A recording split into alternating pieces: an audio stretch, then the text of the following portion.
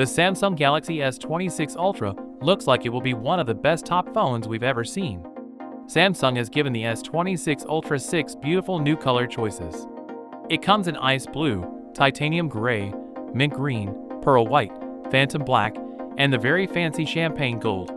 These colors are new and classy, and they go well with the Ultra series high-end look. The back cameras are flush with the body, and the finish is smooth, simple, and professional.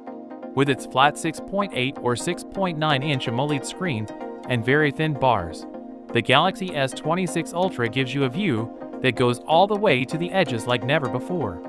With a thickness of only 7.7 millimeters, this is one of the thinnest Ultra phones ever made, but it still has a huge 5,000 mAh battery. Yes, charging speeds are going up a lot.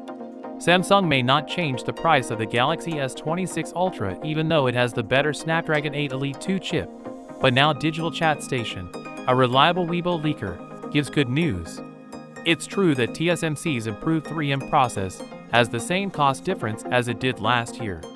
In other exciting news, Samsung has taken a big step forward in the journey of the S26 Ultra by starting to create software for the flagship phone in-house. Someone recently told TowerAt that they saw a new software build version called S948USQ0AYG8 on Samsung's OTA server. Samsung names its Galaxy S26 Ultras in a way that makes sense, so this firmware is related to the model number SMS948. Early guesses say that this is the first build of One UI 8.5, which is built on Android 16. This means that serious internal testing can begin. The 200-megapixel ISO HP2 camera from the S24 Ultra and S25 Ultra is likely to be used in the Galaxy S26 Ultra. However, this time, it will be paired with a much better f/1.4 aperture. Here's what it means, even though it sounds silly.